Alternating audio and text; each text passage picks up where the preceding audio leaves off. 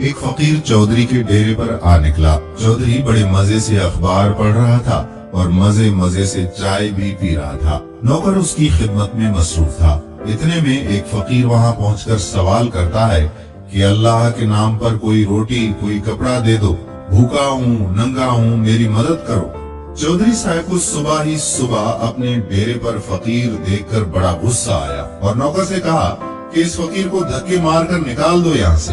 नौकर फकीर को धक्के मारता हुआ बाहर ले गया। वो फकीर पीछे मुड़कर नौकर से इल्तिजा करता है कि भाई साहब, मुझे सिर्फ 2 मिनट के लिए चौधरी साहब के पास जाने दो, मैंने चौधरी साहब से कोई जरूरी बात करनी है। नौकर वापस अंदर आ गया और चौधरी साहब से कहने लगा कि फकीर आपसे बस 2 मिनट के लिए जरूरी बात करना चाहता है। चौधरी ने नौकर से कहा कि ठीक है, आने दो, उसको मेरे पास ले आओ, सुन लेते हैं क्या वो कहता है। नौकर बाहर गया और जाकर फकीर को ले आया। फकीर चौधरी के सामने जमीन पर बैठ गया। सवाल करने लगा कि चौधरी साहब, मुझे ये बताओ कि मैं अभी के अभी अगर आपके सामने आपके डेरे में मर जाऊं तो आप क्या करेंगे?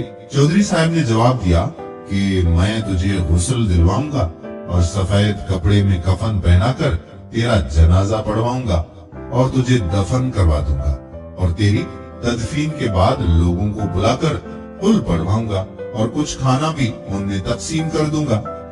ये सुनते ही फकीर बोला, चौधरी साहब, जो कफन आप मेरे मरने के बाद मुझे पहनाना चाहते हैं, खुदारा वो कफन मुझे अभी दे दो ताकि मैं उसको सिलाई करवाकर अपने नंगे जिस्म को ढांप सकूं, और जो खाना आपने मेरे कुल पर तकसीम करना है वो मुझे अभी ही दे दो ताकि मैं अपनी और अपने बच्चों की भूख मिटा सकूं।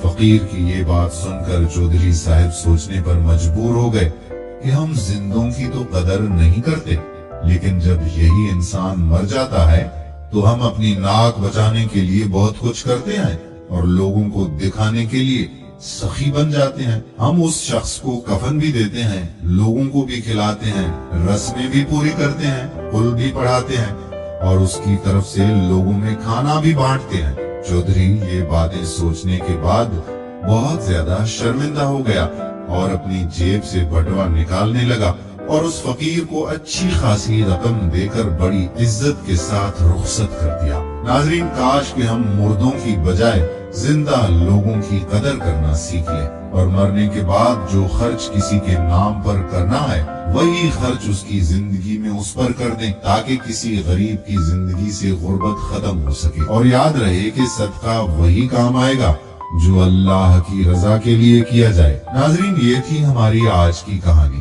फिर हाजिर होंगे एक नई कहानी के साथ।